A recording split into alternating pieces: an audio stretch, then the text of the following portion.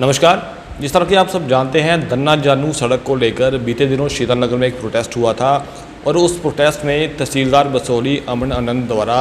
जो प्रदर्शनकारी हैं उनको ये आश्वासन दिया गया था कि उनकी डिमांड्स को पूरा किया जाएगा। जो उनकी मुख्य डिमांड थी वो थी सड़क की, क्योंकि सड़क को देखकर सड़क की जो मांग थी उनको लेकर जो है वो कहीं ना कहीं अनदेखी हुई थी, ऐसा लोगों ने कहा था। और मौके पर तहसीलदार बसोली पहुंचे थे, बेसिक फैसिलिटी से लेकर सड़क तक का बनाने का आश्वासन दिया था। आखिर उस कड़ी में क्या और काम किया जा रहा है, किस तरह से कार्रवाई की जा रही है, हम तहसीलदार बसोली से बात करेंगे। सर बताएं, जैसे कि प्रोटेस्ट हुआ था किस तरह से कार्रवाई इसके आगे की गई है? देखिए, जिस समय प्रोटेस्ट हुआ था तो उनकी जो मेजर डिमांड्स थी लोगों की, वो एक तो सड़क को लेके थी, दूसरा उनके स्कूल एजुकेशन डिपार्टमेंट की तरफ से कुछ उनकी इश्यूज़ थे,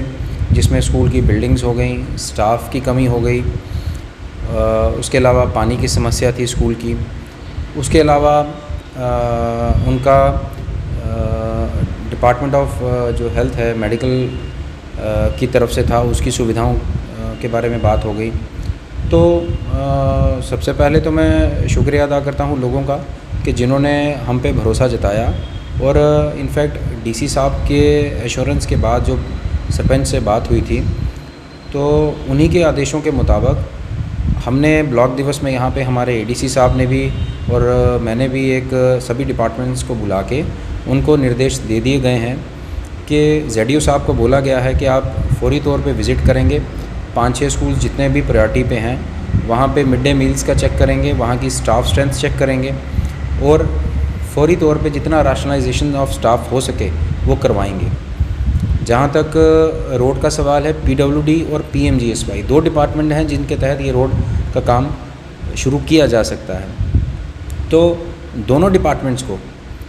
उनको निर्देश दे दिए गए हैं कि इसके लिए जो ज़रूरी कार्रवाई है, जहाँ को डीपीआर है, एक मेरे नोटिस में उस समय आया था, पीडब्ल्यूडी वालों ने बताया था कि नाबार्ड के तहत एक एडमिनिस्ट्रेटिव अप्रूवल के लिए ऊपर गया भी है, तो उसके लिए भी उनको बोला गया है कि फौरी तौर पे इसको फॉलोअप किया जाए, ताकि लोगों को हम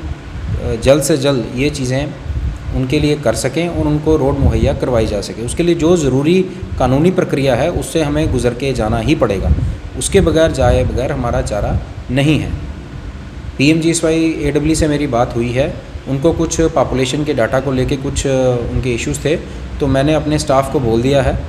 तो मोडा वाइज पॉपुलेशन वो हमको दे देंगे और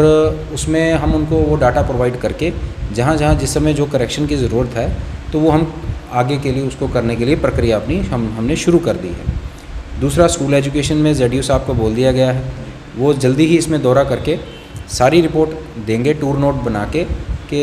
क्या कार्रवाई इसमें करनी है, कौन से टीचर कहाँ पे हैं, ताकि स्कूलों को उनकी स्ट्रेंथ के मुताबिक एटलीस्ट बच्चों की एजुकेशन पे कोई फ़र्क ना पड़े, और जहाँ से ज़रूरी हो सके पूरे खित्ते को देखते हुए रैशनलाइज किया जा सके। क्योंकि हम ऐसा भी नहीं कर सकते कि किसी स्कूल में उठा के दूसरे स्कूल में डेफिशिएंसी पैदा करके तीसरे स्कूल में हम वो कर दें, ऐसा भी नहीं हो सकता है। सारे खित्ते को नज़र में रखते हुए ही जहाँ मेन रिक्वायरमेंट हमारी आएगी हम वहाँ पे इनको पोस्टिंग करवाएंगे। इससे मेरी अपील, मैंने जेडीओ साहब से बात की है और वेरी शॉर्टली मैं इसमें सारे फैक्ट्स एंड फिगर्स के साथ, लोगों की डिमांड्स के साथ एक लेटर के रूप में अपनी एक रिपोर्ट अपने एडीसी साहब और डीसी साहब के समक्ष रखने वाला हूँ। उसमें मज़ीद तीसरी जो बात थी मेन, एडब्ल्यू पीएचई सिविल को, उनसे भी मेरी बात हुई है। उन्होंने मुझे एश्योर किया है कि वो बहुत जल्द स्कूलों की जो पानी की कनेक्टिविटी है वो इस पर कार्रवाई कर रहे हैं, और वो खुद अपनी टीम को भेज के वहाँ पे पता करवाएंगे कि कौन कौन से स्कूल में अभी पानी पहुँचा है, कौन कौन से स्कूल में पानी नहीं पहुँचा है। उसके लिए जो अभी तक मुझे पता चला है, उन्होंने कहा है कि उनके पाइप का ले डाउन का काम अभी चल रहा है, जो कि शायद 10-15 दिन में मुकम्मल हो जाएगा। तो मैंने उनसे बात की है कि आप पानी का उसमें टेस्टिंग करवा के तो हमें भी बता दें कि वहाँ पे पानी पहुँचा है या नहीं पहुँचा है। और जेडीओ साहब और एडब्ल्यू पीएचई को दोनों को ही मैंने बुला के कहा है कि इस पर एक कोऑर्डिनेटेड तरीके से जाएं और एक टूर करके दोनों ही बताएं कि किस स्कूल में क्या क्या समस्याएं हैं। किसी स्कूल में मिड डे मील के लिए एक सिलेंडर और चूल्हे की भी बात उठी थी, तो जेडीओ साहब से मेरी बात हो गई है। उन्होंने मुझे एश्योर किया है कि मैं उसमें जितने भी हमारे पास सिलेंडर हैं हम लोग उनको जिस स्कूल के हेड्स हैं उनको हैंडओवर करके उसमें खाना वगैरह जो मिड डे मील का है उसमें हम उनको करवाएंगे। इसमें मेरी एक रिक्वेस्ट रहेगी PRIs के साथ कि जब भी ऐसे छोटे छोटे मुद्दे जो एक होती हैं मेजर स्कीम्स किसी इलाके के लिए, मेजर स्कीम्स को हम मेजर तरीके से ही हल कर सकते हैं, लेकिन जो भी छोटी छोटी ज़रूरतें किसी भी गांव, किसी भी स्कूल, किसी भी इदारे के लिए जहां हमारे बच्चे पढ़ते हैं, जहां चाहिए, तो वो ज़रूरतें जो है हमारी PRIs इमीडिएट तरीके में पूरी कर सकते हैं। सिर्फ क्या है, उनको अपनी फ़ंड्स को उस तरीके से एलोकेट करना है जिस तरीके से मैक्सिमम बेनिफिट जो है वो पब्लिक को हम पहुंचा सकें। रातों रात तो कुछ नहीं हो सकता, इतने साल का मसला है, और ऐसा भी नहीं है कि गवर्नमेंट इनके लिए कुछ कर नहीं रही है। गवर्नमेंट बिल्कुल इसमें कमिटेड है, हमारे DC साहब, हमारे ADC साहब बिल्कुल कमिटेड है, हम काम कर रहे हैं, और ऐसा नहीं है कि कोई झूठे वादे करके हम चले जाएंगे, ऐसा कुछ नहीं है। हमने काम करना है, और मेरी अपील जो है बाकी सारे डिपार्टमेंट्स के साथ भी मेरी बात हुई है ब्लॉक दिवस पे,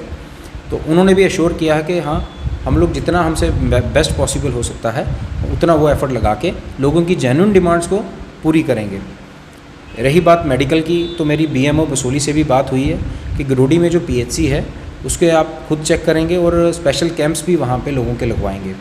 एक और बात मैं आपके साथ साझा करना चाहता हूँ। वहाँ पे सरपंच मैडम ने 2 रास्तों को खुलवाने के लिए बात करी थी,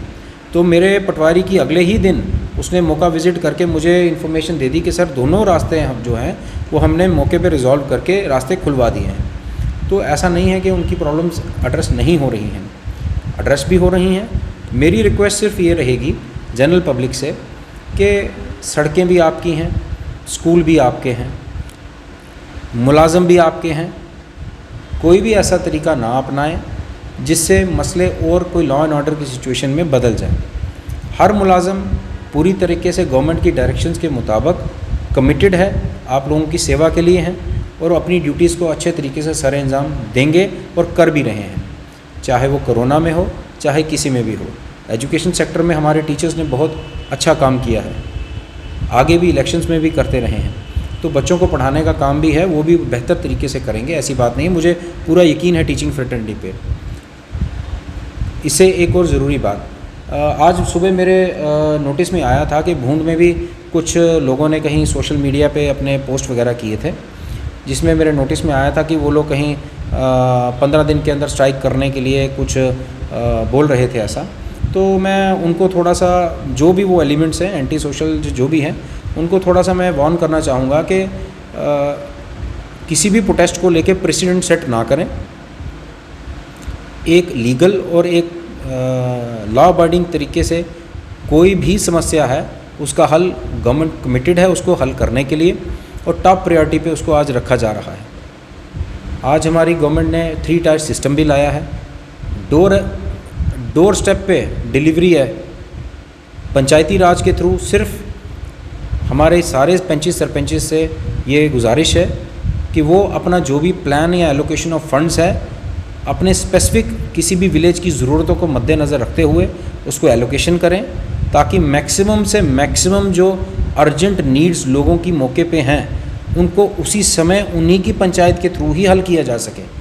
इसके लिए मैं सारे जो ऑफिशियल्स हैं हमारे, चाहे वो PDD के हैं, चाहे PHE के हैं, चाहे वो रूरल डेवलपमेंट के हैं, चाहे वो हमारे मेडिकल एंड हेल्थ से हैं, चाहे हमारा रेवेन्यू स्टाफ है, मेरी सबसे यही अपील रहेगी कि लोगों को बेहतर से बेहतर जो सर्विस है वो मुहैया करवाई जा सके, करवाएं, और इसके लिए कभी भी पीछे ना रहें। मुझे रात रात को फ़ोन आते हैं कि सर हमारी कहीं इफ्तारी है, कहीं दिवाली है, कहीं होली है, लाइट नहीं है। भूंड से, कोट से, जानू से, द्रमण से, जहाँ तक हो सके हम लोग मदद करते हैं। और यकीन दिलाना चाहता हूँ कि ऐसा नहीं है कि मुलाजिम काम नहीं कर रहे हैं या मुलाजिम काम करना नहीं चाहते हैं। सिर्फ क्या है कि हमें एक सिस्टम जो गवर्नमेंट ने बनाया है उसके तहत पंचायती राज सिस्टम, उसके बाद डिस्ट्रिक्ट कैपेक्स प्लान, इसमें हमें चीज़ें रखवानी पड़ती हैं, एक प्रक्रिया से गुजरना पड़ता है, और फिर वो चीज़ें जाके कहीं कंक्लूजन में आती हैं। कोई भी रोड जो है वो रातों रात नहीं तैयार की जा सकती, उसके लिए बहुत सारी फॉर्मेलिटीज़ लगती हैं, किस स्कीम में होगा, उसमें पैसा है नहीं है, उसमें सैंक्शन चाहिए, सारी चीज़ें चाहिए। लेकिन ये नहीं है कि किसी भी सैंक्शन को अगर राइट कोई जेन्युइन डिमांड है तो उसको लाने के लिए सालों साल लग जाएंगे। आज का टाइम ऐसा नहीं है, हम लोग उसको काम करने के लिए कमिटेड हैं, और इस बारे में मैं आपको बार बार इसमें फॉलोअप आपको भी देता रहूँगा, ताकि आपके माध्यम से जनरल पब्लिक को भी ये बताया जा सके कि इसमें हमें क्या क्या अभी तक काम हुआ है, क्या क्या नहीं हुआ है। वेरी शॉर्टली इसमें हमारे एडीसी साहब ने भी एक सर्कुलर जारी कर दिया है, जिसमें उन्होंने साफ तौर पे सीईओ साहब को लिखा है कि टीचर्स की समस्या को लेकर रैशनलाइज़ किया जा सके, इमीडिएट तौर पे बसोली पे किया जाए। तो मुझे उम्मीद है कि सीईओ साहब भी जल्दी से विज़िट करेंगे बसोली में, और इसकी जो हमारे खासकर भूंड एंड एरिया, द्रमन, जानू, दन्ना, कोट, सियालक, भिक्कड़, इन एरियाज़ में जो दिक्कतें हैं उसको फौरी तौर से एटलीस्ट एजुकेशन सेक्टर में एड्रेस किया जाएगा। इसके अलावा हमारे डीसी साहब का भी मैं शुक्रिया अदा करता हूं कि उन्होंने उस समय जो लोगों से बात करके थोड़ा उनको भी एश्योरेंस हो गया कि हमारी बातें एड्रेस हो गई हैं। लेकिन मेरी अपील सारे जितने भी हमारे PRIs हैं, जितने भी हमारे सोशल एक्टिविस्ट हैं, उन सबसे अपील ये रहेगी कि कोई भी लॉ एंड ऑर्डर की सिचुएशन को बढ़ावा ना दे, एक डेमोक्रेटिक वे में, एक तरीके से जो भी इनकी जेन्युइन डिमांड्स हैं उसको प्रोजेक्ट करें। We are committed for their early redressal, हम लोग करेंगे, और इस बात की हम लोग पूरी एश्योरेंस जनरल पब्लिक को भी और हर एक आम इंसान या किसी को भी हम ज़रूर दिलाते हैं। ऐसा नहीं है कि काम हुए नहीं हैं, काम हुए भी हैं, लेकिन मुझे अभी भी सुबह शाम दोपहर को सर वहाँ पानी नहीं है, वहाँ ये प्रॉब्लम है, हैंडपम्प्स की दिक्कत है। आए दिन कहीं ना कहीं मैं पिछले 3 साल से यहाँ पोस्टेड हूँ, तो 3 साल से हम लोग यही कर रहे हैं। राशन की समस्या थी, हमने राशन, मुझे खुशी इस बात की है कि किसी ने भी, एक बंदे ने भी उस समय राशन के बारे में, किसी बंदे ने एक बार भी नहीं बोला कि हमें राशन की ये समस्या है, क्योंकि राशन में हमारे डिपार्टमेंट यहाँ बसोली में बहुत अच्छा काम किया है। जिनकी डुप्लीकेशन थी वो भी ख़त्म हुआ है, और जिनके नहीं थे उनके भी हमने बना के उनको हवाले करें। आधार सीडिंग भी 100% के करीब चल पड़ी है उनकी। इसके अलावा और जो मेजर इश्यूज़ होंगे उनको भी टाइम टू टाइम एड्रेस किया जाएगा। बिल्कुल भी लोगों को ये ना लगे कि उनकी बात सुनी नहीं जा रही है और ना इस पर कोई काम हो रहा है, ये आई गई वाली बात नहीं है। हमारे PRIs, हमारे BDCs, हमारे DDCs सारे इस बात को लेके कमिटेड हैं ताकि ये जल्द से जल्द ये चीज़ें डेवलपमेंट के हर एक इलाके को छुआ जा सके और उनके लोगों की जो जितनी भी जेन्युइन डिमांड्स है उसको पूरी किया जा सके। सर आजकल एक नया चलन आ गया कि कोई भी सोशल मीडिया पर अपना पेज बनाता है, यूट्यूब पे अपना चैनल बनाता है और उस पर खबरें चला देता है, अब जबकि उन खबरों की ऑथेंटिसिटी कोई नहीं होती। किस तरह देखते हैं, कितना थ्रेट है? देखिए, डेमोक्रेसी में जब एक पॉलिटिकल डेमोक्रेसी प्रेवलेंट होती है किसी भी कंट्री में, हर बंदे को कानूनन, खासकर हमारा कॉन्स्टिट्यूशन जो है वो अपना ओपिनियन रखने का हक देता है, लेकिन उसके साथ ही साथ कुछ रीज़नेबल रिस्ट्रिक्शंस भी लगाई जाती हैं ताकि किसी भी बंदे का पर्सनल ओपिनियन जो पूरी पब्लिक है उसके सेंटिमेंट्स को हिट ना करे। मेरी अपील भी रहेगी जनरल पब्लिक से भी, और जो कुछ ऐसे हमारे युवा भी हैं जो शायद इतने सेंसिटिव शायद ना हैं या उनको इतनी अभी मैच्योरिटी की थोड़ी सी कमी है कि वो इर्रेस्पॉन्सिबल वे में कहीं ना कहीं कुछ पोस्ट वगैरह कर देते हैं। मैं उनको भी ये बताना चाहता हूँ कि उनके किसी भी पोस्ट की वजह से अगर कहीं पे कहीं कुछ मेजर पब्लिक में कुछ नुकसान हो जाता है या उनकी वजह से कोई लॉ एंड ऑर्डर में दिक्कत आती है तो उसका कड़ा संज्ञान जो है वो लिया जाएगा। ये बिल्कुल भी गवर्नमेंट या इस इलाके में बिल्कुल भी ये चीज़ें नहीं बर्दाश्त की जाएंगी। एक रिस्पॉन्सिबल वे में, एक अच्छे तरीके से आप अपनी बात रखें। कहीं भी दिक्कत है, कुछ है, आप हमारे नोटिस में लाएं,